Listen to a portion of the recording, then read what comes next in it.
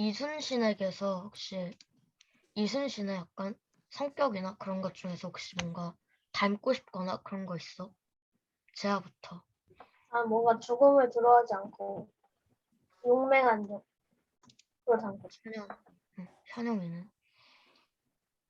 상사 앞에서도 겁을 먹지 않는 깡? 예림이는?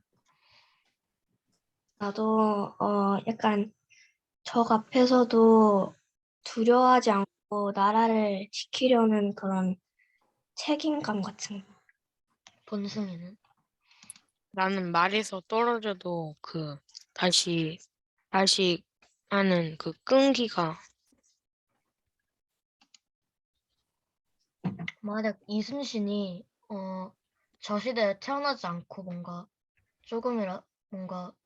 아예 못 태어났다거나 뭔가 아니면 태어난 게 약간 좀 더 훨씬 후라든가 약간 뭐 어떻게 그런 식으로 이순신이 이 시대에 없었으면 우리나라의 역사 같은 게 어떻게 바뀌었을까? 제아부터. 이미 여기는 일본이지. 여기는 일본이야. 현영이는? 좀 더 일찍 일제강점기 시대를 맞지 않았을까? 예림이는? 나도 그때 그 일본이 식민지를 만들려고 쳐들어왔고 했으니까 우리가 일제에 이렇게 침입된 것도 굉장히 오랜 시간 동안 이렇게 지배당해.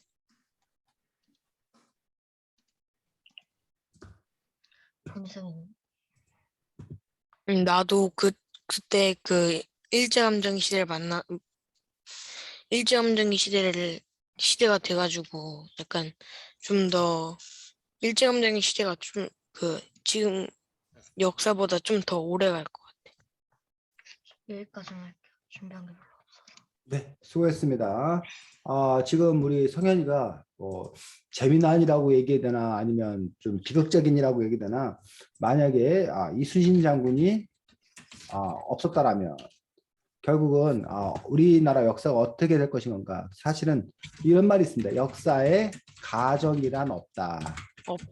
뭐뭐 라면이라는 건 사실은 따져봤자 별 의미가 없다. 근데 사람들은 흥미로워서 재미삼아서 이제 그런 가정을 해보기도 하는데 지금 여러분들이 모두가 다 이제 아마도 이순신 장군이 없었더라면 우리가 그 일본에게 나라를 빼앗겼을 거다라고 하면서 결국은 여러분 이순신 장군의 업적 역할을 아주 높이 평가하는 그런 부분들을 볼 수가 있습니다. 여러분의 이야기가 맞을 수도 있고 아니면 이순신 장군이 없었다 하더라도 또 다른 영웅이 나타나서 뭐 했을 거다? 우리나라를 지켰을 거다. 이런 걸 우리가 생각해 볼 수 있습니다. 또는 또 다른 영웅이 나타나서 우리나라를 지키지 못했고 우리나라가 일본에게 의해서 철저하게 밟혔을 그런 상황을 생각할 수 있는데 근데 여러분 여기서 우리가 한 가지 생각해 볼 건 뭐냐면 임진왜란을 왜 일으켰냐라는 얘기예요. 일본이 임진왜란을 일으킨 이유가 뭘까? 우리나라를 먹으려고. 우리나라를 먹으려고. 그런데 사실은 단지 우리나라를 먹으려고 일본이 임진왜란을 일으킨 것은 아닙니다. 중국까지 먹으려고 그런 거 아니야? 어디까지? 중국까지. 그렇지. 일단은 전쟁의 명분으로 내세운 건 조선이 아니었습니다. 가도 입명이라고 되어 있습니다. 이 가자가 빌릴 가자, 도자가 길도자야. 입이 들어갈 입자야. 명이 명나라 명자야. 명나라로 들어가는 길을 뭐해라? 빌려줘라. 이게 일본의 요구였어. 즉 우리는 지금 어디를 치러 간다? 명나라를 치러 간다. 그래서 일본의 도요토미 히데요시 한자 이름으로는 우리가 풍신수기라고 합니다. 이 사람이 일본을 통일했어. 일본도 막 나뉘어서 막 그 지들끼리 막 싸우고 난리도 아니었어. 근데 이 도요토미 히데요시가 일본을 통일했어. 자, 그 전까지는 전쟁이 끊이지 않았는데 통일이 되면 자, 전쟁이 났을 때 제일 바쁜 사람이 누구고 통일됐을 때 제일 할 일이 없어진 사람이 누굴까? 경찰? 군인? 어? 군인? 군인. 전쟁이 났을 때 제일 바쁜 건 군인이야, 군인. 그런데 통일되면 제일 할 일이 없어지는 게 군인이란 얘기야. 그래서 도요토미 히데요시 밑에는 많은 군인들, 부하 군인들이 있었다는 얘기야. 그런데 전쟁을 할 때는 이 군인들이 되게 중요하고 필요했던 얘기야. 그 통일이 되고 나니 이 군인들이 할 일이 없어지면서 이 군인들의 뒤처리 문제가 심각한 거야. 거기다가 도요토미 히데요시 개인적으로 천하를 통일하겠다는 야심을 가지고 있어요. 그 당시에는 뭐 우리가 외국 그 뭐 미국 뭐 인도 뭐 이런 건 잘 몰랐어. 중국이 천하의 중심이었고 중국을 먹으면 천하를 통일하는 거랑 마찬가지였어요. 그렇기 때문에 이 군인들을 활용해서 군인들을 이게 야 너네 조선 침범하고 저 명나라 가갖고 차지해서 내가 너네 나눠줄게. 라는 어떤 그런 부분들과 그 다음에 천하를 차지하고자 하는 어떤 그런 야심이 맞물려서 했단 얘기야.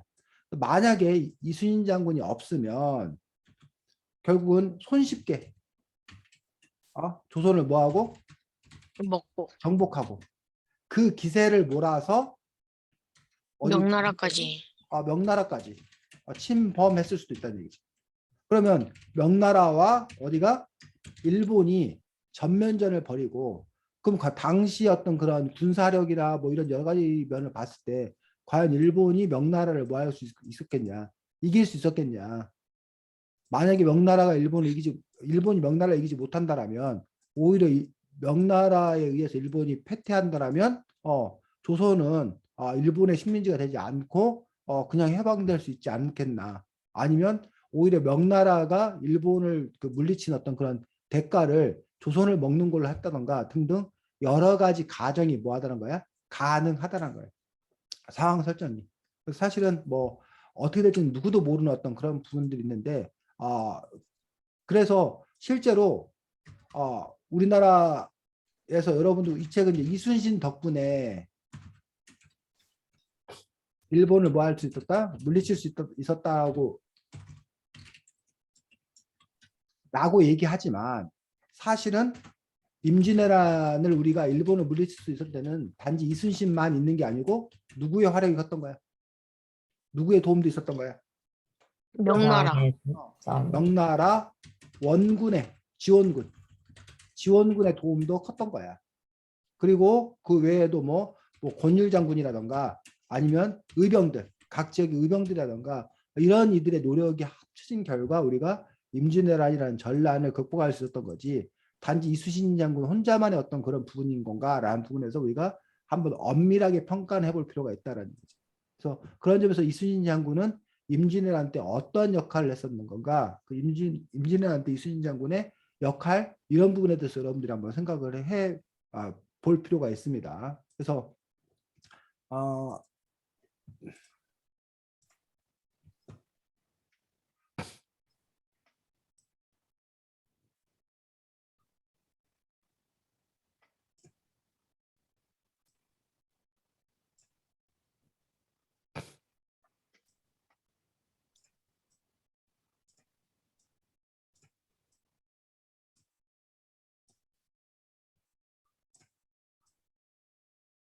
자 이게 뭐야 지금? 지도. 지도를 일본이 더 작은데요, 저희 나라보다. 그래? 어쨌든 이 지도를 그린 거야.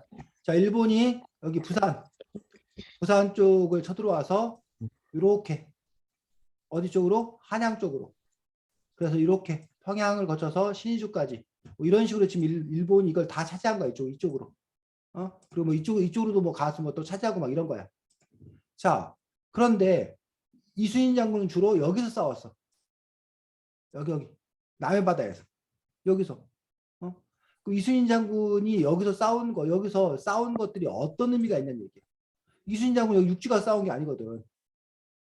이 바다에서 싸웠다는 얘기야. 이 이순신 장군이 왜 중요한 의미를 갖는 거야? 임진왜란에서. 저게 보급로를 차단하고 저게 퇴로를 막았으니까 저건 저기 안에서 어떻게든 버텨야 되고 그 식량이 떨어지면은 저기 안에서 자멸할 것이 확실하기 때문에. 제아가 잘 얘기했습니다. 자, 우리나라는 도로교통이 좋지가 않았어. 길을 내지 않았어. 적들의 침입이나 이런 것들 때문에 뭐 산길이고 길도 되게 좁았어. 그러다 보니까 이 군인들이 움직이려면 뭐가 필요해? 식량이 필요해. 근데 이 군인들이 자기 뭐 1년 전쟁 1년 할 거, 1년 먹을 거를 다 짊어매고 다닐 수 없잖아. 그러니까 이 군인들은 뭐 자기들이 한 10일치 정도 먹을 수 있는 간단한 식량만 갖고 우선 나와 싸워. 그러면 그 후방에 지원부대, 보급부대들이 그 군량미를 조달해 준다는 얘기야. 그리고 몇 개월에 한 번씩 또 군인들을 교체하기도 해. 그런데 아무래도 그 군량미를 실은 수레라든가 이런 것들은 이동이 더딜 수밖에 없다는 거야. 게다가 산길도 어려워. 그러니까 이 일본의 전략은 이 군량미들을 어떻게 할 생각이었냐면 이렇게 갈 생각, 이렇게. 백기를 통해서 여기다가 바로 군량미를 보급할 생각이었어. 그다음에 군사들도 바로 지원할 생각이었어. 그러면 이렇게 걸어서 가면 뭐 며칠이 걸리는데 10일 뭐 이상이 걸리는데 이렇게 가면 훨씬 더 짧은 기간이 걸린다는 얘기야. 그래서 원활하게 이 군수 물자가 지원되는 게 상당히 중요한 부분이었는데 바로 이순신 장군 여기서 뭐 해버린가 이거를 잘라버린. 잘라버린 거예요. 그러다 보니까 얘들은 기껏 갔는데 더 이상 보고를 받지 못해서 진격에 어려움을 느끼는 어떤 그런 부분을 보셨다는 거예요. 축구 경기도 마찬가지야. 성현이가 공을 잡아갖고 막 몰고 갔어. 그럼 저게 그 상대 수비수 나타날 거 아니야. 근데 성현이가 이 수비수를 다 제끼기에는 역부족이라는 거야.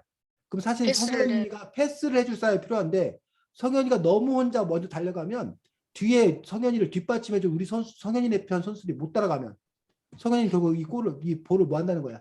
뺏긴다는 거야. 그래서 이게 함께 잘 달려가는 것들이 필요하다는 거예요. 전쟁도 마찬가지라니.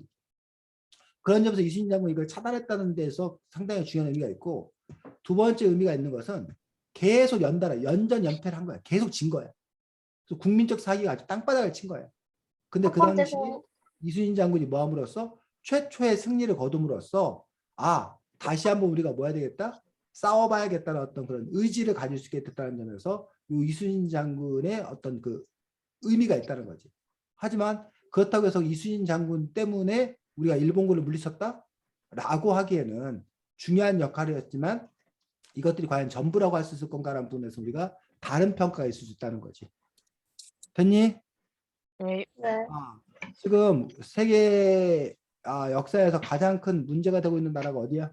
지금 요즘 뉴스에서 가장 크게 문제되는 나라가 우크라이나? 야, 러시아가 우크라이나를 우크라이나. 쳐들어가서 러시아 우크라이나는 사실은 소련이라는 한 나라였어. 소비에트구나. 그런데 소련이 공산주의가 이제 뭐 하면서 폭망하면서 이른바 10몇 개국으로 이렇게 분리 독립한 거예요. 그 중에 이제 가장 큰 덩치가 러시아고 그 중에 이제 뭐 우크라이나나 이런 여러 나라들이 분리 독립을 한 건데 그 부분에서 이제 친러시아 걔하고 우크라이나 걔가 어쨌든 문제가 있어갖고 지금 전쟁이 벌어졌는데 과거에 러시아를 쳐들어갔던 그 나라가 커다랗게 두 나라가 있어. 러시아를 일본. 먹으려고. 일본? 일본. 일본은 아니지. 나폴레옹. 프랑스의 나폴레옹이 러시아를 쳐들어갔어. 프랑스가 유럽을 적대하고 러시아까지 먹으려고. 근데 러시아에 실패한 거야. 왜? 추워서. 러시아의 작전은 뭐냐면 무조건 도망치기 작전을 택한 거야. 안 싸우고 계속 도망가. 그리고 다 불질러 버려. 그러니까는 나폴레옹 군대가 러시아 군대를 쫓아서 계속 가는데 뒤에서 식량 보급이 제대로 이루어지지 않은 거야. 그리고 먹을 거는 현지에서는 없고 거기다가 엄청난 추위 이런 것 때문에 결국은 나폴레옹 군대가 뭐 한 거야? 패퇴할 수밖에 없었다. 그런 부분을 볼 수 있다는 거지. 이런 식으로 여러분 지금 쌤이 그 얘기를 하는 이유들은 결국은 전쟁에서 당장의 싸움도 중요하지만 사실은 뭐도 중요하다? 보급도 중요하다는 거예요. 그래서 지금 현재 러시아 우크라이나의 어떤 그런 부분들도 지금 현재 러시아 군이 일방적으로 지금 우크라이나를 몰아붙이고 있고 러시아 군이 우크라이나를 쉽게 이길 거다라는 어떤 그런 분석이 지배적이긴 하나 또 한쪽의 분석은 전쟁을 만약에 오래 끌면 전쟁 그 비용을 조달해야 되는데 그 전쟁 비용을 조달하는 데 있어서 러시아가 어려움을 느낄 거다라는 어떤 그런 분석들도 있기 때문에 우크라이나가 또 잘 버티면 오히려 다른 어떤 그런 변화된 분위기가 있을 수 있다는 어떤 그런 또 분석을 하는 사람들도 있는 것들을 볼 수가 있습니다. 그래서 전쟁이라는 것들이 우리는 싸움만 갖고 할 것 같은데 싸움 못지않게 뭐가 중요하다는 거야? 돈, 경제력, 뒷받침한 어떤 그런 부분들이 상당히 중요한 역할을 한다는 것들까지 우리가 성현이가 이야기한 김에 그 얘기까지 함께 했습니다. 자, 다음 2등. 저요. 음, 너희가 가장 중요했다고 가장 중요하게 생각하는 해전은 무슨 해전이야? 제야부터. 나도 마지막쯤에 13척의 배로 승리를 거둔 명랑해서 명랑해서 어쨌든 그거 명랑해서 맞아. 맞습니다. 명령해전. 예림이는? 나도 그 영화에 그 명랑이라는 영화 있잖아. 그걸 보고서 명란해전이 가장 그렇게 중요했기 때문에 그 영화가 나온 것은 아닐까 해가지고 그냥 명랑이 중요하다고 생각해. 현영이는? 나도 예림이처럼 영화로 그 명량을 봐가지고 더 인상 깊게 봐가지고 명량해전이 더 중요하다고 생각해. 성현이는? 나는 첫 번째 승리였던 당포해전이 제일 중요한 그런 게 아니었어. 이유는? 성현아, 이유는 왜 당포전이 제일 중요해? 이 당포해전이 여기서 첫 번째로 첫 번째로 승리를 거둔 그런 거기 때문에. 그 마지막 해전에서 이순신이 세상을 떠났는데 자기의 죽음을 알리지 말라고 한 까닭이 무엇이었을까? 성현이부터. 그 약간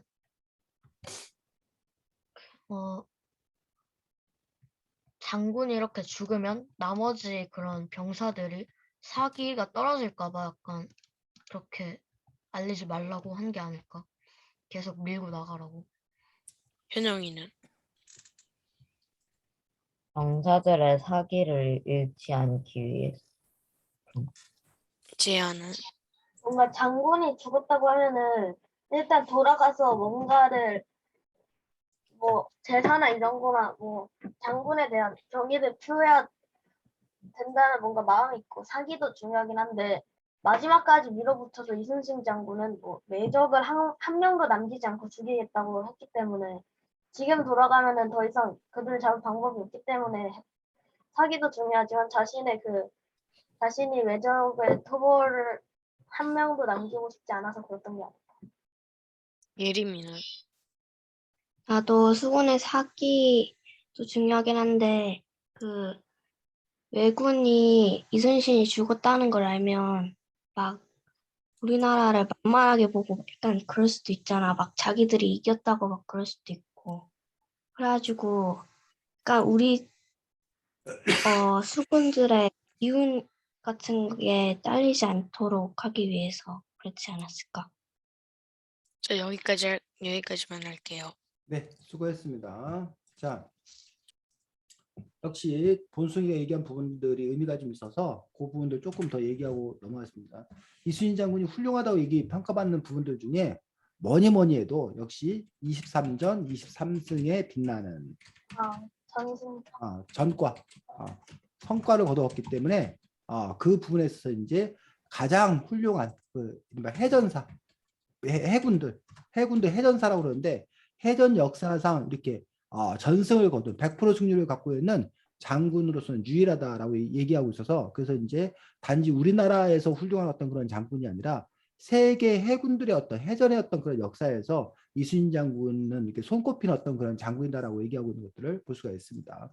자, 그런데 특별히 이제 유명한 전쟁들이 몇 가지가 있는데 가장 유명한 전쟁은 사실 여러분들한테는 안 나왔는데 요 한산도 대첩. 한산도 대첩에서 다른 것들은 그냥 무슨 해전, 당포 해전, 노량 해전 뭐 이런 식으로 나오는데 한산도 대첩이라고 이야기하고 있는 어떤 그런 부분을 볼 수가 있습니다. 그래서 임진왜란 3대 대첩, 그렇지. 임진왜란 3대 대첩 얘기할 때 우리가 진주 대첩, 기도 대첩, 한산도 대첩. 그렇지. 진주 대첩, 진주성에서 일본군을 1차에서는 물리치고 2차에서는 패배했죠. 어쨌든 진주 1차 대첩 얘기하고 있고 또 하나가 뭐?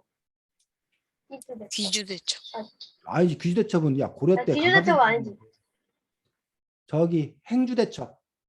행주 대첩. 행주산성에서 권율 장군이 일본군을 물리쳤다 그런 행주대첩 그리고 이 한산대첩까지를 합해서 우리가 3대 대첩이라고 얘기하고 있고 그 임진왜란의 3대 대첩이고 우리나라 전체 전쟁의 3대 대첩은 살수대첩 그다음에 귀주대첩 한산대첩 뭐 이렇게 꼽을 정도로 이 한산대첩이 아주 큰 어떤 그런 의미. 그래서 이제 이른바 하객진 하객진은 학의 날개 모양으로 적의 배를 둘러싼 다음에 적의 배를 이렇게 크게 물리쳤던 그래서 이 한산대첩 같은 경우는 어쨌든 가장 큰 성과를 거뒀던 가장 많은 일본 배를 때려 부수고 가장 많은 일본에게 타격을 줬던 어떤 그런 부분들 때문에 이 한산도 앞바다에서 그 한산도 대첩을 상당히 중요시 여기는 것들을 볼 수가 있습니다. 한산도 대첩의 승리의 요인은 뭐냐면 우리나라의 대포 기술. 우리나라 대포 기술하면 이제 우리가 우리나라 대포의 아버지가 누구야? 가장 우리가 말해 그 과학을 빛낸 사람들이 있어요. 잠깐만. 최무선. 최무선 이 대포를 만들어서 우리나라는 그 대포 기술은 뛰어났어. 자 반면에 일본은 포르투갈 이런 나라로부터 총을 배워가지고 이른바 조총 기술을 갖고 있었어. 근데 애들은 조총하고 대포하고 뭔 차이냐면 대포는 쉽게 말해서 장거리, 먼 거리를 쏘는 거고 일본은 조총이기 때문에 짧은 거리밖에 안 되는 거야. 그리고 일본은 백병전 붙어서 싸우는 거 있어. 일본의 전술은 뭐냐면 배에 가짝 달라붙어서 배에 뛰어들어. 그래갖고 사무라이들. 배에서 싸우고 그 배를 점령하는 어떤 그런 방식이야. 우리나라의 방식은 멀찍이 떨어져갖고 뭐 하는 거야? 포를 쏘아갖고 그거에 타격을 가는 어떤 그런 방법이라는 얘기야. 우리가 더 유리한 거 아닌가? 그래서 이제 우리가 하객진이나 어떤 그런 부분들 그리고 이제 일본 배들은 전함으로서 어떤 그런 배보다는 운송 수단 그 사람들을 실어 나르는 어떤 그런 수단으로서 일본 배들은 그 만들어졌기 때문에 좀 허술했다는 거예요. 그래서 이제 우리가 승리할 수 있었던 어떤 그런 부분들 중에 장갑이 약한 건가? 이러한 어떤 그 요인들이 좀 있었다라고 얘기하고 있는 것들을 볼 수가 있습니다. 그래서 한산대첩이 중요하고 그 다음에 이제 여러분들이 아까 얘기했던 것 중에 명량해전. 이거는 드라마틱. 이 해전 자체가 드라마틱하다고 한 이유는 뭐냐면 한산대첩은 그나마 우리나라 수군이 온전한 상태 속에서 정면 대결을 한 거야. 근데 명량해전은 이순신 장군이 이른바 백의종군 제2차 백의종군 백의종군을 2번 하게 됐는데 자 백의종군이 뭐야? 백의종군 그 죄를 씻기 위해서 하는 흰색 옷 하얀 입고 옷을 입고 흰 옷을 입고 하얀 옷을 입었다는 것은 당시에 계급에 따라서 옷 입는 게 달랐어. 높은 군관이나 장군들은 뭐 이렇게 파란색, 빨간색 뭐 이런 그 옷을 입었단 말이야. 도포를 입었다는 얘기야. 근데 일반 그 군인들은 하얀색 옷을 입었다 그런 의미도 있고 또 하나는 백의종군의 의미는 계급장 떼고야. 계급장 떼고 즉 높은 계급 벼슬이 아니라 계급이 아예 없는 가장 미천한 이런 의미를 갖고 있는 거야. 그래서 백의종군은 사실은 상당히 굴욕적인 본숭이가 지금 6학년 올라가는데 학교에서 무슨 잘못 저질렀다고 학교에서 뭐 본숭이 엄마 너 이거 이런 문제 방정식 이런 문제도 못 풀어? 너희 자식 안 되겠어. 너 유치원으로 내려가. 그래서 유치원 가가지고 애들이랑 뭐 기역, 니은 이런 거 배우면 그 본숭이 입장에서 얼마나 뭐해? 그 뭐야 수치스러워. 그 내가 영재라고 내가 소문났던 내 천재급이었었는데 내가 뭐 문제 하나 틀렸다고 나를 유치원 교실에 보내갖고 나한테 지금 기억 니은 쓰라고 그러면 본숭이 입장에서 너무나 뭐한 거야? 굴욕적인 어떤 억울해. 뭐라고? 현영아? 억울해. 억울해? 방정식이 화려해서 많아. 그런 부분들이 어떤 백의종군인데 그러면서 이제 누가 원균이 이순신 장군을 대신해서 삼도 수군 통제사가 되어서 일본과 맞짱을 떠. 근데 거기서 왜 대패라 대패. 대패라면서 이제 이른바 어떤 책에는 12척, 어떤 책에는 13척 열세척. 이라고 했는데 팩트는 12척 플러스 한 척입니다. 12척이었는데 마지막 그 원경배 12척에다가 한 척 와가지고. 그래서 합해서 이제 13척이 되는 어떤 그런 부분을 볼 수 있는데 이 13척의 배로 그러니까 우리 13척의 배니까 거의 사실 없는 거야. 없는 걸로 일본군과 맞서서 그 싸움을 승리로 이끌었기 때문에 다른 싸움에 비해서 이제 뭐라고? 극적인 승리. 드라마틱한 승리. 이기 때문에 이 명량해전이 사람들 사이에서 이렇게 회자되는 널리 퍼지는 어떤 그런 부분을 볼 수 있고 명량이라는 곳은 울돌목이라고 부르는데 좁고 물살이 뭐한 곳? 센 곳. 하는 곳. 그래서 우리 그 책 보지 않았나? 속담 속에 숨은 과학. 명랑 핫도그. 우리 그 책 봤어 안 봤어 옛날에? 저요. 학교에서 여기에 보면 뭐가 나오냐면 베르누이의 베르누이의 원리. 원리 나왔어. 뭐 그 뭐지? 네. 속담이 뭐였더라? 그 무슨 그 바늘구멍으로 황소바람 들어온다. 바늘구멍으로 황소바람 들어온다 하면서 이 울돌먹이가 나왔다는 얘기야. 좁고 물살이 센 곳으로 적들을 뭐해서 유인해서 그러니까 좁은 곳으로 오니까 적들이 그러니까 예를 들면 이런 거지. 우리 성현이가 싸움을 잘한단 말이야. 근데 재하고 현영이하고 예림이하고 본순이가 4명이 한꺼번에 성현이 달라들어. 그럼 성현이가 아무리 싸움을 잘해도 4대1로 싸우기로 뭐해? 버겁다는 얘기야. 그럼 성현이가 일단 뭐해? 도망을 쳐. 그래갖고 화장실 같은 데로 들어가. 그럼 화장실 문이 있으면 4명이 한꺼번에 그 화장실 문으로 뭐 할 수 없잖아. 들어올 수 없잖아. 한 명씩 들어온단 말이야. 그럼 성현이가 기다리고 있다가 한 놈씩은 쳐버리는 거야. 그런 작전을 구사한 게 바로 그 울돌목 해전. 반면에 한산도 대첩은 넓은 운동장에서 성현이 친구들, 성현이 패거리 여러 명과 재하가 재하 패거리 여러 명과 전면적으로 맞짱을 뜬 거야. 거기서 이긴 건 한산도 대첩. 이해가? 네. 자, 그 외에도 여러분들이 뭐 여러 전투가 있는데 그 다음에 여러분들이 아까 얘기했던 것들 중에 하나가 바로 노량해전인 걸 볼 수 있습니다. 마지막 전투가 바로 노량해전인데 요 관련해서 자 일본이 이미 그 명나라 지원군이 오고 그 다음에 전쟁이 길어졌어. 장기전. 그런 상황에서 갑자기 일본에서 들려온 소식이 바로 도요토미 히데요시 도요토미 사망. 사망했다는 거예요. 그 도요토미 히데요시의 야망에서 의해서 시작된 전쟁이었다는 얘기예요.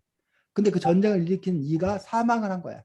거기다 플러스 그래서 이제 전쟁의 이유가 뭐 한 거야? 소멸 사라졌어. 게다가 전쟁은 지지부진해. 게다가 더 큰 이유는 뭐냐면 도요토미 히데요시가 사망하면 거기에 뭐가 벌어져? 권력 투쟁이 벌어져. 도요토미 히데요시 자리를 둘러싸고 그 다음에 다른 저기들이 권력 투쟁이 벌어진다는 얘기예요. 근데 그 권력 투쟁이 벌어지는 그 자리에 있지 않고 조선에 있으면 자기들이 그 권력 투쟁에서 뭐야? 소외될 거 아니야. 그래서 이들은 빨리 뭐 해야 된다는 거야? 다시 일본으로 돌아가야 되는 어떤 그런 상황이에요. 그래서 원래는 조선에서 권력 먹으면 되는 거. 그래서 근데 이제 아까 말했던 전쟁은 지지부진했다고. 그 명나라의 지원군도 도착한 상태고 의병이라든가 이런 부분들이 조선이 관군을 정비해서 다시 뭐야? 대결을 펼치고 있고. 그래서 원래는 일본이 뭐 하기로 후퇴하기로 해서 이들 회담 약속을 하려고 했었어. 그리고 명나라의 동의를 구했어. 뭐 여기 뭐 뇌물을 줬다 뭐 이런 표현을 쓰는데 명나라 입장에서도 일본과 더 전쟁하기 싫은 거야. 자기들도 빨리 이제 뭐 하고 싶은 거야? 돌아가고 싶은 거야. 이걸 끝내고 싶은 거야. 근데 여기에서 반대했던 인물이 누구야? 이순신은 반대했던 거야. 이순신이 반대한 이유는 첫 번째 복수가 필요한 거예요. 지놈들이 여기 와서 다 처부 쓰고 우리 때려 부수고 갈 때는 아무 일도 없다는 듯이 갖는 부분에서 우리가 저놈들을 그냥 뭐 할 수 없다. 살려보낼 수 없다. 니들이 저지른 짓을 생각을 해라. 재하가 와가지고 막 본승이 막 뺨 때리고 막 하더니 나 갈게 하고 가면 재하가 본승이가 잘 가 이러겠어? 어딜 그냥 가 이 자식아 하면서 뭐해? 너도 맞아 하면서 때리고 싶은 어떤 그런 마음이 있겠지. 두 번째로는 재침을 방지하기 위해서. 니들을 살려보내놓으면 니들은 또 뭐 할 거다. 또 쳐들어올 거다. 그러니 다시는 못 쳐들어오도록 이놈들을 뭐 해야 된다? 박살내야 된다. 이런 의미를 갖고서 이제 마지막 그 전투에 나왔던 것들이 바로 노량해전이고, 노량해전에서 이제 이순신 장군은 안타깝게도 사망하는 그런 부분들을 볼 수가 있습니다. 이 노량해전의 사망과 관련되어서 여러 가지 썰이 나와. 가장 유력한 부분들은 이순신 장군이 최선을 다해서 한 놈도 살려보내지 말아라 라고 진두지휘하는 어떤 그런 과정에서 안타깝게 적의 총탄에 맞아서 사망했다라는 것들이 정설이야. 정설. 끝까지 최선을 다해 싸웠던. 그러면서 여러분이 말한 대로 내 죽음을, 아직 전투가 끝나지 않아서 내 죽음을 알리지 말라라고 하는 어떤 그런 부분들은 사기를 위해서, 군사작전의 올바른 사기를 위해서, 또 상대방의 기세가 살아나는 것을 꺾기 위해서 그런 이유였다는 것들이 이른바 정설입니다. 그에 비해서 이제 소수 의견, 다른 주장, 이설이라고 그러는데 다른 의견, 다른 주장이 있는데, 어떤 주장을 하냐면 그 이순신 장군이 스스로 목숨을 뭐 했다? 끊었다. 이른바 자결설을 퍼뜨린 사람들 있어. 이순신 그 사람들이 그런 증거로 뭘 얘기하냐면, 보통 장군들이 앞장서 싸워 아니면 뒤에서 지휘를 해. 뒤에서 지금 뒤에서 지휘한단 말이야. 근데 이 전쟁에는 이순신 장군의 배가 전쟁의 한복판에 가갖고 있었다는 얘기야. 장군 배가 도대체 그런 이유가 뭐가 있냐는 얘기야. 두 번째, 당시의 장군들의 갑옷은 조총이나 이런 총탄이 그렇게 위력적이지 않았어. 그래서 갑옷을 뭐 하지 못한다는 거야. 뚫지 못한다는 거야. 근데 당시 이순신 장군은 갑옷을 뭐 하고 있었다는 거야? 벗고 있었다는 거야. 저게 한복판에 뛰어들어가는데. 그럼 그게 뭐 할 생각이었다는 거야? 자살했는데. 또 죽을 생각이었다는 거야. 그럼 이순신 장군은 도대체 왜 죽을 생각을 했을까라는 부분들에 대해서 이렇게 얘기를 하는 사람이 있다는 거야. 자, 오해하지 마. 지금 쌤이 하는 얘기는 뭐야? 폭설. 정설이 아니야. 이러한 주장도 있다라는 그 다른 의견일 뿐이야. 자, 혹시 이런 말 들어봤어? 토사구팽. 네. 뭐야? 사냥이 끝나면 사냥개를 잡아먹는다. 사냥이 끝나면 사냥개를 잡아먹는다는데, 선조 임금은 임진왜란이 발발하자 뭐해? 도망치기 바빴어. 그래서 심지어는 사냥을 버리고 평양에서 의주에서 심지어는 명나라로 투항하려고 했어. 투항. 그러면서 이 선조 임금이 했다는 얘기가, 내가 죽고 나라가 있으면 무슨 소용이냐, 내가 살아야지 라고 했다는 어떤 그런 이야기까지 진짜인지 모르겠는데 그런 썰이 벌어져. 그러다 보니까 자, 선조 임금은 이랬어. 반면 이순신 장군은 연전연승을 내가 걸었어. 죽고 나라가 생각. 연전연승을 걸었어. 자, 그러면 민심, 국민들의 마음은 어떨까? 예림아, 선조 임금이 이렇고 이순신이 이러면 너는 어떤 마음 들겠어? 선조와 이순신에 대해서. 와, 나라 왕이 나라를 버리네. 예림, 어떤 마음 들겠어? 사람.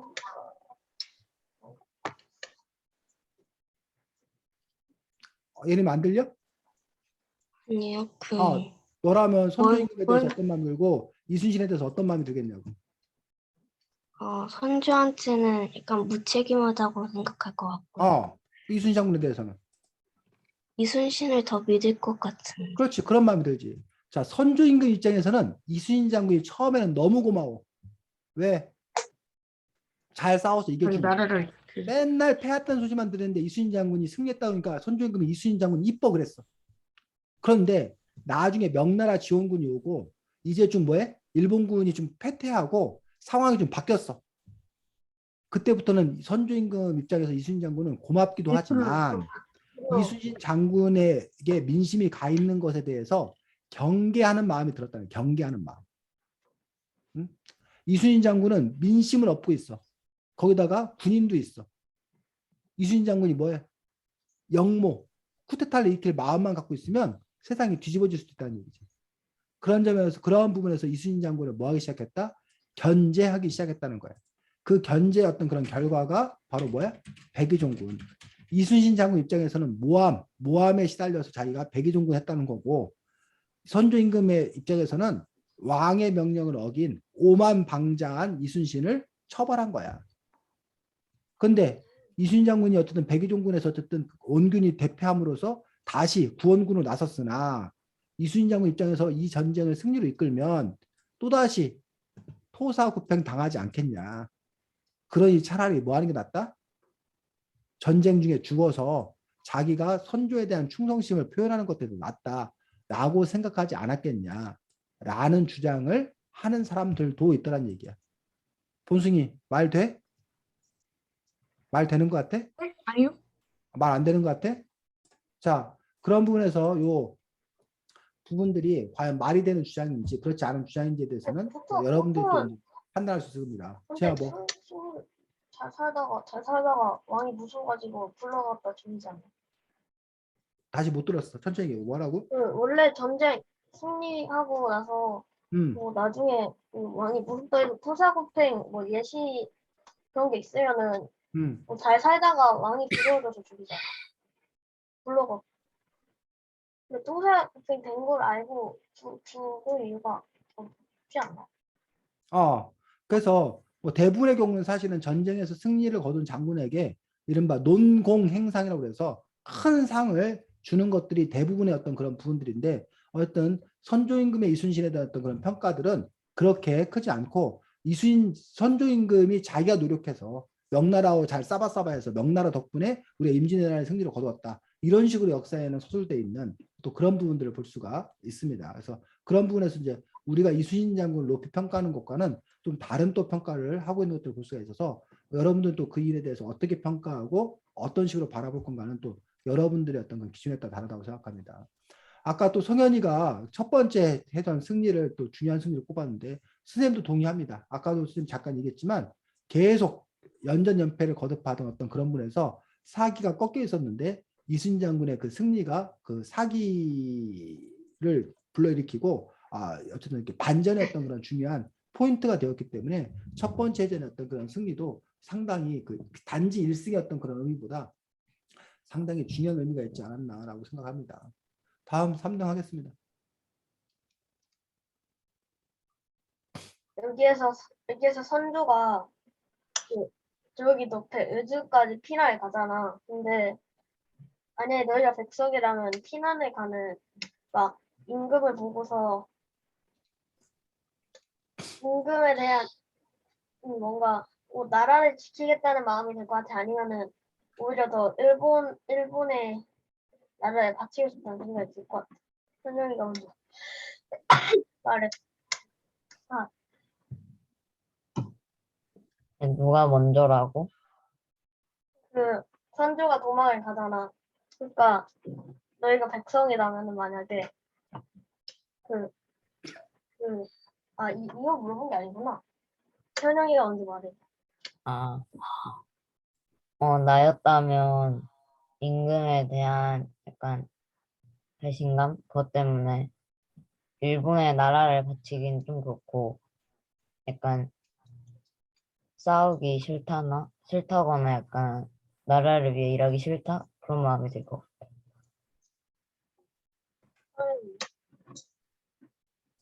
일단 당장 그래도 전쟁은 이긴 다음에 그 다음에 약간 쿠데타 저런 걸 또 일으켜가지고 뭔가 약간 좀 죗값을 그렇게 약간 치르게 하는 그렇게 하고 싶을 것 같아. 예림이는 나는 나라를 두고 명나라로 이렇게 피신을 간 거니까 약간 나라면 약간 배신감이 들고 약간 왕이 무책임하다고 생각해서 나라를 다스리는 게 약간 귀찮다고 해야 되나? 그런 표현은 아닌데 약간 그런 거 있잖아. 그렇다고 느껴질 것 같아. 나라를 맡기지 못하겠다. 그런 약간 자기가 부담스러운 뭐 그런 거.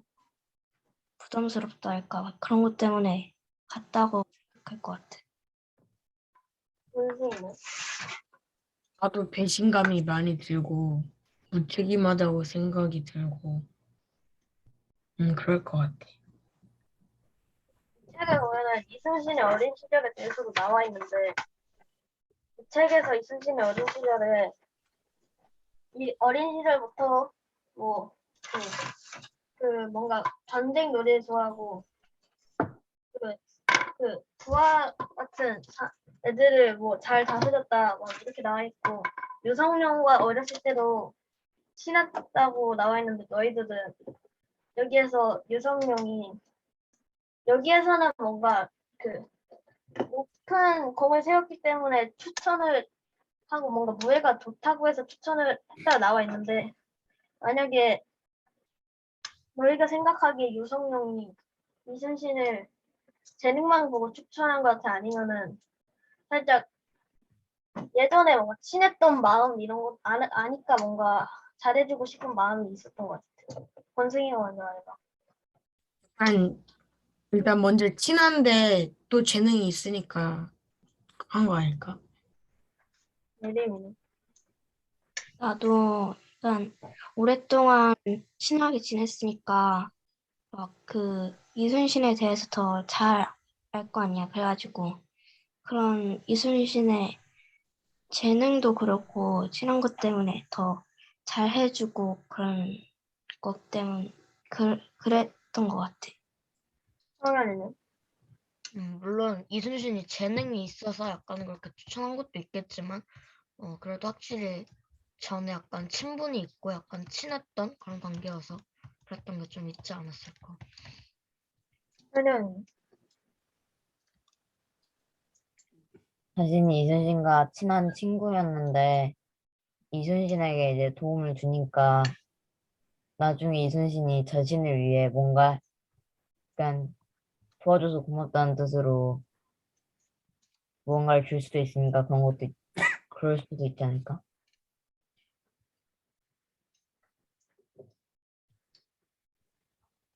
여기 책에 보면은 이순신의 그 뭔가 그 뭐 딴 사람을 진급시킬 때도 그렇고 오동나무를 위해서 검은고를 만들 때도 그렇고 뭔가 그 꿋꿋한 그런 신념이 잘 나타나는 그런 일화가 많이 있잖아.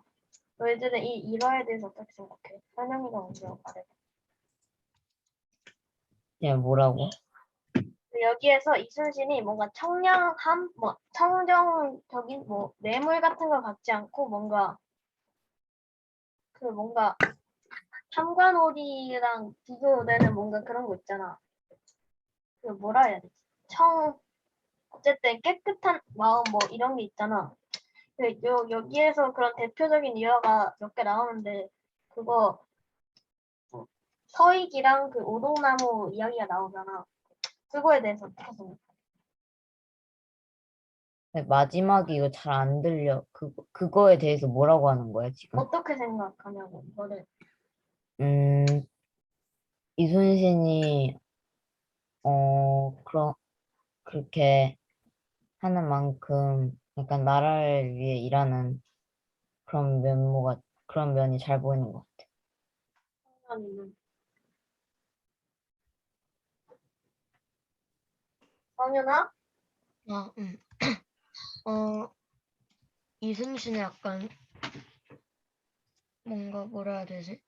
정직함 이런 게 뭔가 잘 돋보이는 그런 게 아니었을까. 예림이는. 나도 약간 올바른 행동이라고 해야 되나? 정직하고 그런 행동이 보여서 우리나라 군이 될 만한 자격이 굉장히 높다고 생각해. 권승이는. 나도 정직하고 약간 좀 양심이 있고 그래가지고 그런 것 같아. 그거를 약간 좀 뭐라 해야 되지? 약간 그런 거. 그 느낌인 것 같아. 여기 책에서 보면은 원균의 모함으로 옥에 갔다 나와서 어머니도 돌아가시고 했는데 다시 이순신이 상군 수군 통제사에 임명되잖아. 만약 너희라면은 삼군 수군 통제사에 임명 너희가 이순신이라면 그 삼군 수군 통제사에 임명되었을 때 명랑해전을 하잖아. 만약에 그 명랑해전이 우리가 질 것 같은데도 나갈 거야 아니면 나가지 않고 좀 더 전력을 높인 뒤에 일본이랑 싸울 거야. 원숭이가 먼저 말해. 일단 결과적으로는 승리를 했으니까 나는 나갈 것 같은데. 레디님은 또 그동안의 그 해전에서도 계속 이기고 그랬으니까 나도 나갔을 것 같은데. 성현이 나도 예림이처럼 그 전에 있던 모두 그 해상전에서 전부 다 이겼으니까 약간 그 사기를 쭉 밀고 나갔지 않았을까. 승현이는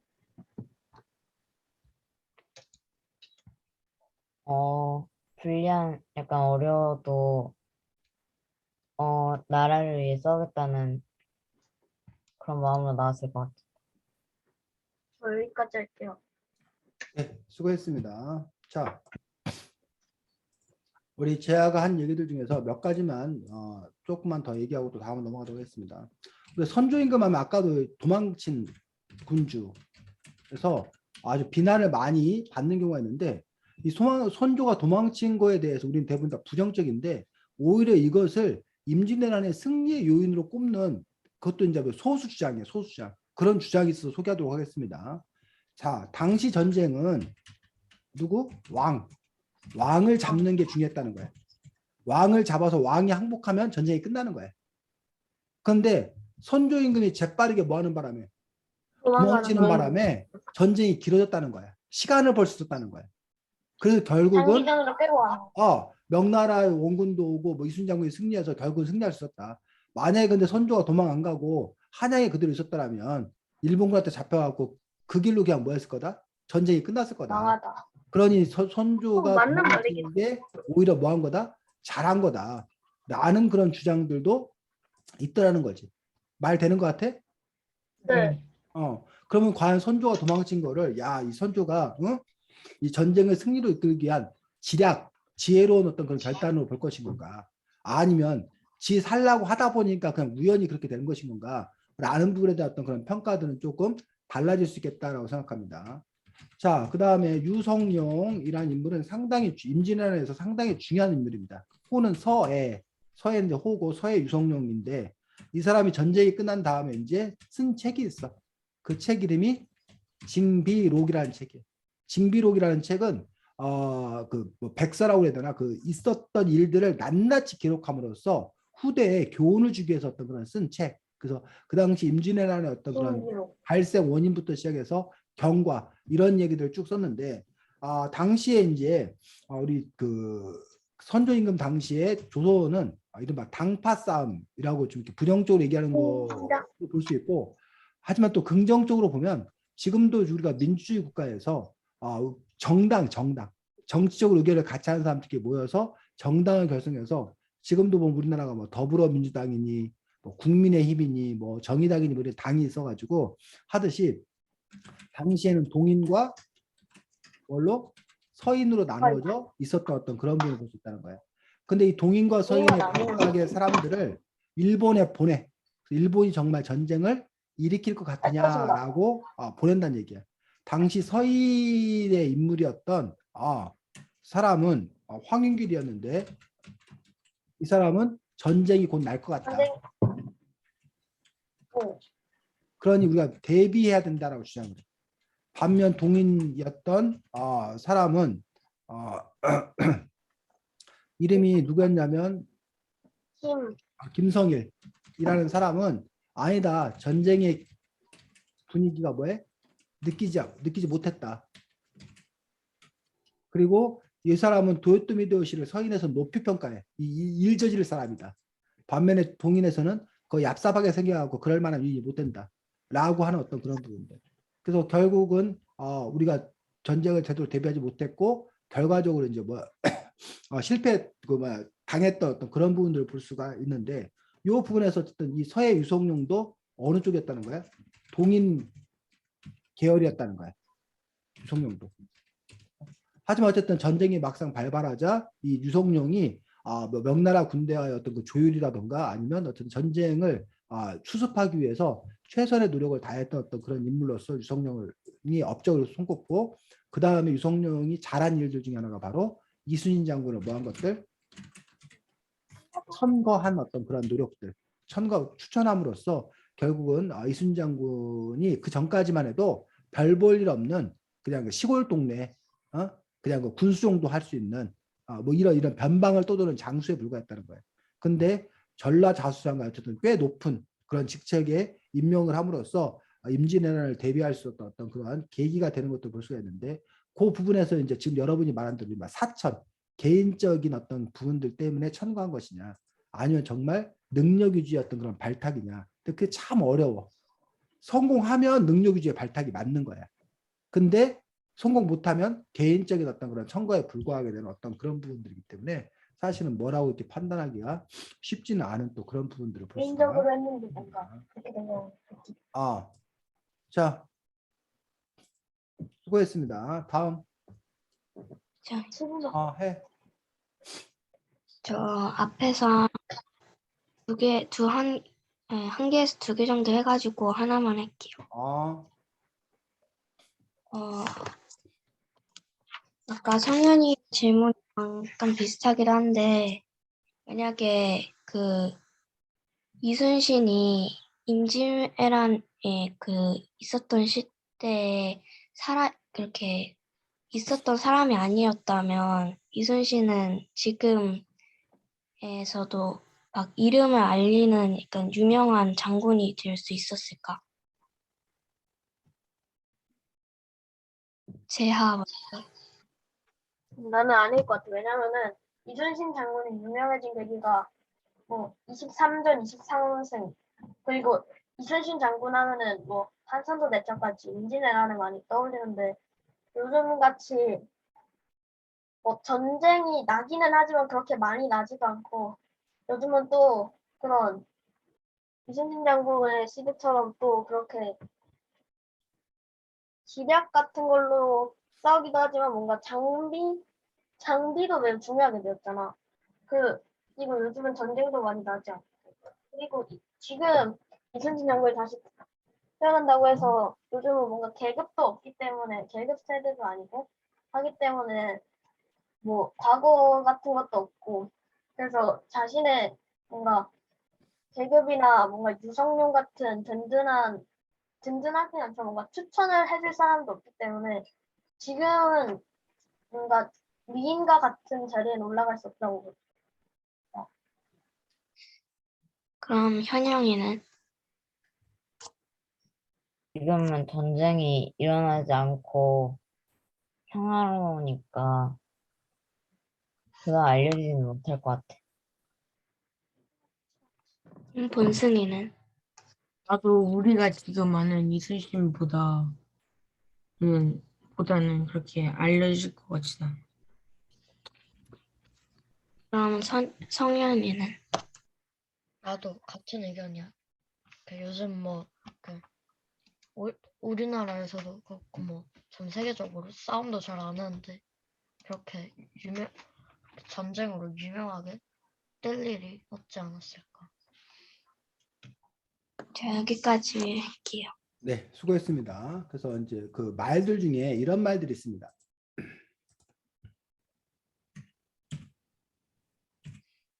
어떤 말들이 있냐면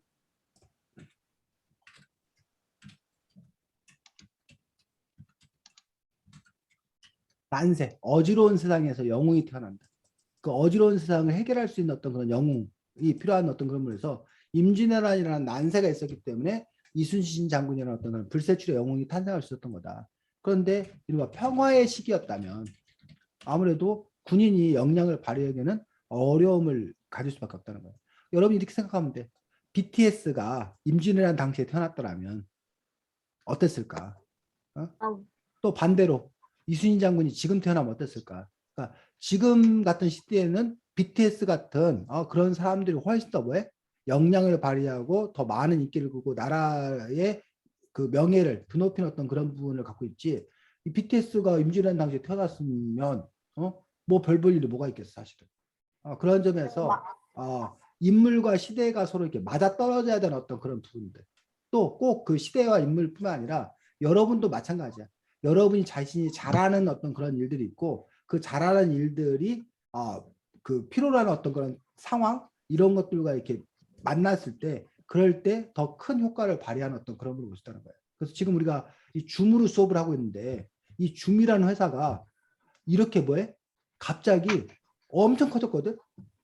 근데 이 줌이라는 회사는 뭐 때문에 엄청 커진 줄 알아? 코로나. 코로나19가 터지는 바람에 이렇게 엄청나게 커진 거야.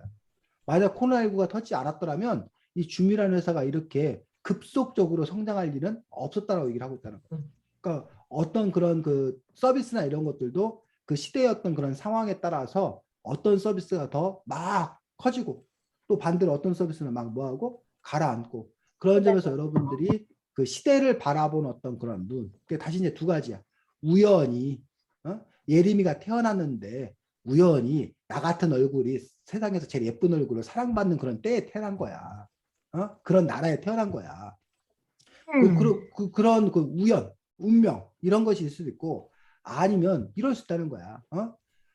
이 시대가 이런 얼굴을 요구하니 내가 일부러 성형을 해서라도 내가 뭐 하겠다? 예쁜 얼굴로 내가 노력해서 내가 만들겠다. 이 시대 트렌드가 이러니 내가 뭐 어떻게 하겠다. 그런 노력에 의한 것들이냐. 이 두 가지가 사실은 이제 같이 있는 거지. 타고난, 재수 좋게, 운 좋게. 하나는 그 시대를 읽고 그 시대에 맞춰서 자기가 일부러 뭐해? 애쓰고 노력하는. 그래서 타고나는 거야 여러분이 어쩔 수가 없는 거야. 그러면 이미.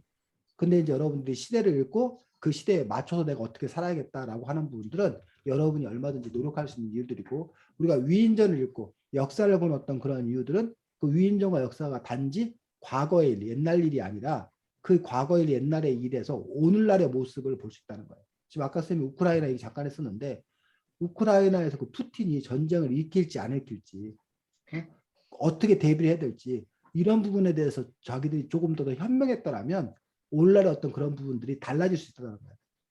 임진왜란 당시에 조선이 풍신수길이 도요토미 히데요시가 전쟁을 일으킬지 않을지 그거에 대한 판단을 좀 더 명확하게 했더라면 그렇다면 그 상황을 돌릴 수도 있었을 거라는 얘기지. 그래서 그런 부분들에 대해서 여러분들이 역사라는 건 단지 옛날 일이 아니라 오늘의 어떤 그런 일일 수도 있다는 것들을 함께 또 알았으면 좋겠습니다. 다음 누구요? 선영이 해. 너희가 만약 너희가 만약 이순신이라면 아무리 글 공부에 재능이 없어도 열심히 노력해서 문과에 급제했을 것 같아? 아니면 재능이 있는 무술 공부를 해서 문과에 급제했을 것 같아? 예림이부터. 나였더라면 솔직하게는 문과에 급제했을 것 같은데 왜냐하면 그 이순신의 그 가문이 글로 막 그렇게 급제를 하는 가문이었잖아. 그래서 나였더라면 그런 걸 아버지 같은 사람들을 이렇게 본받다고 해야 되나? 약간 더 자신이 뭐라겠지? 그냥 그럴 수 있는 거를 해가지고 더 그냥 차라리 노력해가지고 쓸 것 같아. 은승이는? 저는 약간 그 뭐지? 나도 예림이처럼 문과에 갔을 것 같은데 왜냐면 싸우면 위험하고 막 그러니까 그냥 안정적인 직업을 갖고 그렇게 살면 더 편할 것 같아서. 성현이는? 글쎄요. 딱히 뭐 잘 하지도 못하는 그 글 공부를 이렇게 계속 하면서 시간만 허비하기보단 그냥 재능 있는 걸 그렇게 하는 게 더 낫지 않을까. 재아는? 나도 재능 있는 거 그냥 해가지고 뭐 더 공부할 필요 없이 그냥 내가 잘하는 거니까 내가 좋아하는 거니까 더 좋게 공부할 수 있고 더 재미있게 할 수 있으니까 뭔가 내가 잘하고 좋아하는 거 무과에 급제인 것 같아. 여기까지 할게요. 네. 자, 이 부분에 대해서도 견해가 좀 나뉩니다. 문과와 무과가 있었는데 무과는 오늘날로 치면은 육군사관학교, 우리 삼군사관학교라고 부르는데 육군사관학교, 공군사관학교, 해군사관학교에서 이 사관학교를 졸업하면 장교가 돼, 장교. 또는 여러분이 대학에서 ROTC라고 군사훈련을 받는 그 부분이 있는데 그 ROTC가 되면 나중에 장교가 될 수 있어. 그래서 장교가 되는 어떤 그런 방법이 이러한 어떤 그런 방법을 통해서 장교가 된다는 얘기. 반면에 이제 문과는 오늘날로 치면 행정고시 이를 통해서 높은 공무원이 되는 거, 5급 공무원, 높은 공무원이 되는 거고 아니면 이제 지금은 없었는데 사법고시라는 게 있었어. 사법고시를 패스하면 판사, 검사, 변호사가 되는 지금은 이제 로스쿨로 바뀌었어. 또 외무고시라는 것도 과거에는 있었는데 지금 이것도 아마 바뀌었을 거야. 외교관이 되는 거, 외교관. 이런 것들이 과거에는 그러니까 관료가 되는 어떤 그런 시험이 문과 시험이야. 글, 시 쓰고 논술 이런 거 봐가지고 뭐 공자맹자 뭐 이런 거 그 사후삼경 그걸 익혀가지고 그런 시험을 보는 것들이 문과 시험이고 무과 시험은 활쏘기, 말타기, 뭐 검술 이런 거 봐가지고 군인을 뽑는 어떤 그런 시험이었다는 얘기야. 근데 당시 조선은 문과와 무과 중에서 뭘 더 알아줬다? 문과. 문과를 더 알아줬다는 거야. 왜냐하면 조선은 건국, 태조 이성기가 나라를 세운 이후에 거의 한 선조 임금 때까지 한 200년 이상을 특별히 큰 전쟁 없이 살았다는 얘기야. 그러니까 전쟁이 없으니까 군인들의 중요성은 그만큼 뭐해? 떨어진 어떤 그런 부분들. 그러면서 이제 이른바 문과 위주의 어떤 그런 부분이었다는 거예요. 그래서 이 썰이 이제 두 가지 썰이 있는데 첫 번째는 지금 여러분이 말한 대로 이순신 장군이 애당초 재능이 이 무과에 있었다. 무예가 뛰어났다. 그래서 뭐 했다? 무과 시험을 봐서 뭐가 된 거다. 라는 그런 썰이 하나가 있어. 또 하나의 썰은 이순신 장군의 집안이 좋지 않아서 당시에 성공하려면 집안이 중요해. 집안이. 자기 집안 가문 혈통이 중요해서 어차피 문과 시험 봐도 자꾸 뭐하니? 떨어지니 그나마 별 신경 안 쓰는 문과 시험을 볼 수밖에 없었다라는 그런 썰을 얘기하기도 하더라는 얘기예요. 그래서 이순신 장군의 뭐 할아버지인가 그 더 높은 할아버지인가가 영모 사건인가 뭐 이런 거에 휘말려 갖고 귀양 가고 뭐 이런 부분들 때문에 꼬리표가 달려 있어가지고 이순신 장군이 출세하는 데는 좀 어려움이 있었기 때문에 문과가 아닌 무과로 갔었다는 어떤 그런 주장이 또 있었던 것들을 볼 수가 있습니다. 지금 우리나라 같은 경우도 지금은 이제 이른바 문민정부 시대. 더 이상 우리나라가 지금 군인이 중요한 시대가 아니야 지금도. 근데 우리나라는 언제까지 박정희 대통령, 그 이후에 전두환 대통령, 그 이후에 노태우 대통령까지가 다 뭐였어? 군인 출신. 육군사관학교 출신이어서 군인들이 지배하던 그런 시대를 우리가 살았었어. 그러다가 이제 그 이후에 김영삼 대통령 시대에 들어서부터 이분이 이제 서울대 나온 분인데 이른바 문민정부라고 해서 더 이상 군사정부가 아니라 이른바 이렇게 글 공부한 문민정부들 정치인들이 정권을 장악하는 그런 시대로 이제 바뀌게 됐던 또 그런 역사들을 볼 수가 있습니다. 그래서 우리나라 역사에서 이렇게 그 무인들 군인들이 지배했던 그런 시기가 우리나라 현대사에서는 요 시기고 그다음에 그 고려시대 때 그 무신정변 고려시대 때 무신정변이라고 해서 무인에 낳은 무신정변이 있어서 그때 또 이제 몽골 침입 전에 몽골 침입 그 당시에 무인들이 또 정권을 잡았던 그런 시기가 있었습니다. 자, 그래서 어쨌든 여러분들이 우리나라 사람들이 제일 존경하는 인물 하면 보통 세종대왕 이순신 장군을 꼽는데 이순신 장군에 대해서 과연 우리가 어떻게 평가를 해야 될 것인가라는 부분에 대해서 성현이가 어쨌든 이 책 뒷부분도 흥미진진하니까 마저 또 끝까지 잘 읽어보고 이순신 장군이 우리에게 갖는 의미가 무조건 훌륭한 분이라고 하는 게 아니라 여러분들이 한번 잘 들여다보았을 때 그 당시에 시대사회적 어떤 그런 배경들도 함께 살펴볼 수 있으면 좋겠습니다. 자, 다음 주에는 책이 우리 재아가 들고 있네. 뭐야? 집을 나간 소년이라고 해서 현덕 선생님, 너하고 안 놀아 뭐 이런 동화를 쓴 그런 그 현덕 선생님의 동화집인데 다음 주에는 바로 저 집을 나간 소년이라는 동화책을 갖고서 우리가 함께 공부할 수 있도록 하겠습니다. 자, 수고 많았고 잘 지내시기 바랍니다. 안녕. 감사합니다. 네.